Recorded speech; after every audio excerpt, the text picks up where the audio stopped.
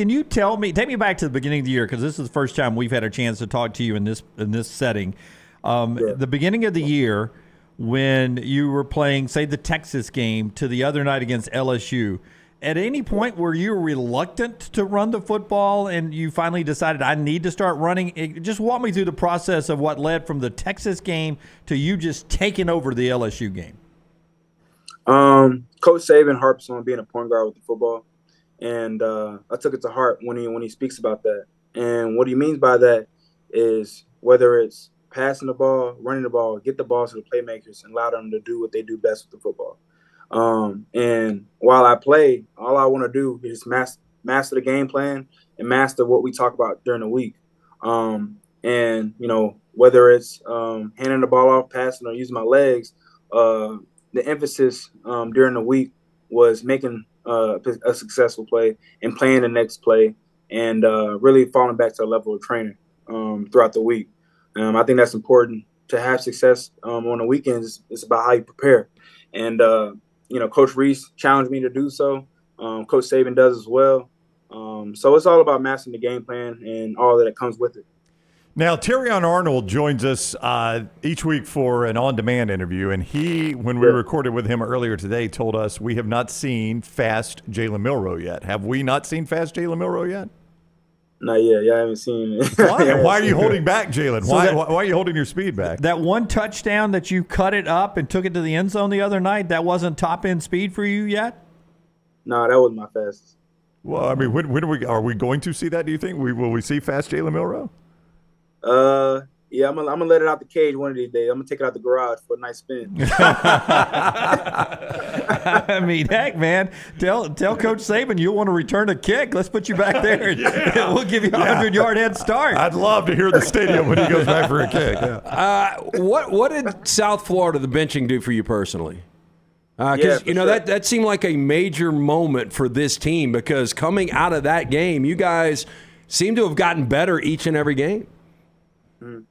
I see everything as an opportunity, and I saw that game as an opportunity to be the best leader I can be and establish my leadership and try to see football in different lenses. I think that was important. You know, I saw it as a growth moment for myself, and then also falling back to this small acronym right here is family. Forget about me, I love you. And I harp on that to the guys, because no matter who's in the game, we all wear the same A. You know, whether what position you play, we're all wearing crimson, we're all wearing white. And I think that's very important, you know. And with the guys that played, it was important to let them know that I'm with them. You know, I support them. And then while those guys were playing, you know, I saw some things on the sideline. So every time they come out the field to talk about every rep and stuff like that, I was there for them, you know. And I think I saw football in different lenses, and I saw it as an opportunity to grow my leadership. I don't know if you play Madden or not, but anytime I score a big touchdown, I always hit that option where I can jump into the crowd and celebrate. Yeah. And the other night, a couple of times, I thought to myself, oh, Jalen's about to do a Lambeau leap into the crowd, which I'm sure would be flagged by these no-fun officials. But in your head, was there a little emotion like, am I about to jump into the crowd? Because you went over there and were high-fiving everybody. Yeah. Well, Coach Saban emphasized how much the fans impact the game, you know, and our fans have brung it ever since Coach Saban came out with the statement. And to acknowledge how well they're impacting the game, I made sure to give them some high fives. You know, I went over there, every single touchdown that I had, you know, let them know, hey, man, I appreciate you. I appreciate the energy y'all bring to the stadium, because it's impacted us. We play even better, you know, so they are a big influence to the game. And so it was a point of emphasis to try to give them a high five. Jalen Milroe is with us, the Alabama quarterback, with us each week, courtesy of CraneWorks, RentalWorks, and WasteWorks. He is with us on the JohnstonRVCenter.com hotline, just like for the big dog, with CraneWorks. What can you not do? What can you not do where does the flag come? Do you know what you cannot do to celebrate after a touchdown? I think it's excessive, you know, doing anything to the other opponents, you know, doing something like that. That's wrong. If you celebrate with your team and celebrate something, you know, real small, you know, I think it's okay. I think celebrating is important because you know, it's a lot of stuff that leads to a successful drive. You know, it's hard. You know, football is hard. So I think guys should be able to celebrate. But it shouldn't be anything to disrespect the opponent that you're playing. I will self-admit this. So earlier this season, I said, look, I don't think Jalen Milroe, I think he's a good quarterback. He's got a lot of potential. But what Alabama fans have seen is Jalen Hurts. They've seen to Tua Tagovailoa, to Mac Jones, to Bryce Young. You have seen elite quarterbacks.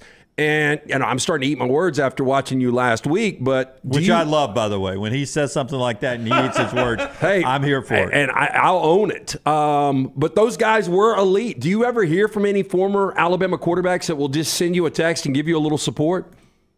Well, it's people like you that give me motivation. Hey, fair enough. Throughout my life, that told me I couldn't play position, told I should play safety, told I wasn't good enough. So people like you that give me motivation, so I appreciate it, no doubt. No problem. But those guys, they are great quarterbacks. What they all had was mental toughness to get them through any situation to be a successful quarterback. And for me, I try to grasp all information that those guys did well here and try to implement it to the program, And I saw those guys the opportunity to, grow as a quarterback. And then I had a first-hand experience with Bryce, and one thing Bryce had was outstanding leadership qualities and outstanding pride in preparing for a game. I think that was key to how he performed on the weekends. And that is something, that I saw, while I had it, a relationship with him here. And with the other guys, that wore the A, it was all about doing their job, and it's all about doing what was needed while wearing the A. So, those guys did a great job here. And, I definitely take pride in wearing the A because those guys have laid down the foundation. Do you have a good relationship with Tommy Rees? I mean, Bill O'Brien and you are very different in ages. And Tommy Rees and you, it doesn't seem like, I know there is a big age difference, but I look at you guys, y'all look like you're the same guy. It's almost like going from a guy who's got Wayne Newton on his Spotify to a guy who's got a little Lil Wayne on his Spotify. Do you get along with Tommy Rees a little better? Oh, yeah, no doubt. I tell people this all the time, all my life playing quarterback, I never had a coach that played the position. This is my first time having a coach that played the position and then also playing at Division I at the level, and he played at a high level. So I think getting a firsthand coaching from him has been great. We see football in the same lenses, and it allows me to grow. And I think I take a lot of pride in having a coach like him coach me. And then what also great about having Coach Reese as my coach is that, you have your coach, but you also have someone that you can talk to beyond football. And I think we have a great relationship in that. And, I appreciate our relationship, and it's constantly growing. Jalen Milroe for a few more moments, courtesy of CraneWorks, RentalWorks, and WasteWorks. He is with us on the JohnstonRVCenter.com hotline. Look for that big dog for CraneWorks, RentalWorks, and WasteWorks. What do you see from Kentucky? When you watch their defense, you see what out of Kentucky's defense? I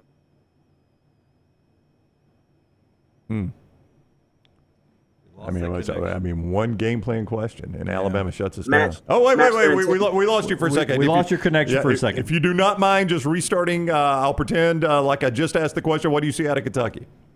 Yeah, what I see out of Kentucky is a tough football team. All around, offensively and defensively.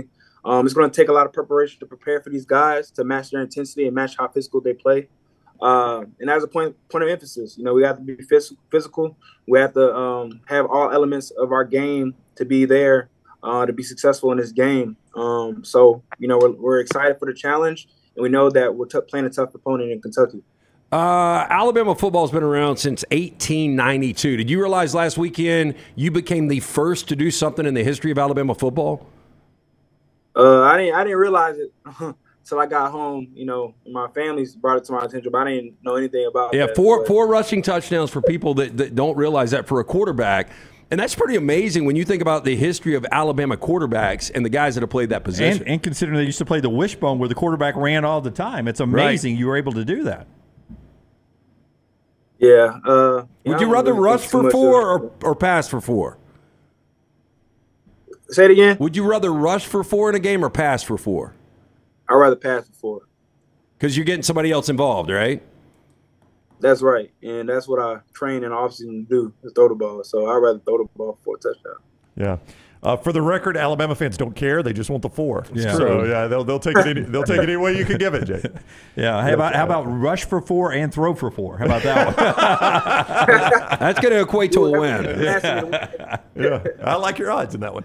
All right, he is Jalen Milroe on his way to Lexington for Alabama, Kentucky. Jalen, thank you very much for the time. Good luck this weekend in the game, and we'll see you next week. All right, appreciate you. Roll Tide. All right, thank you, buddy. Jalen Milroe with us on the JohnstonRVCenter.com hotline. He will join us each week, courtesy of CraneWorks, RentalWorks, WasteWorks. You can just look for that big dog to find CraneWorks, RentalWorks, and WasteWorks.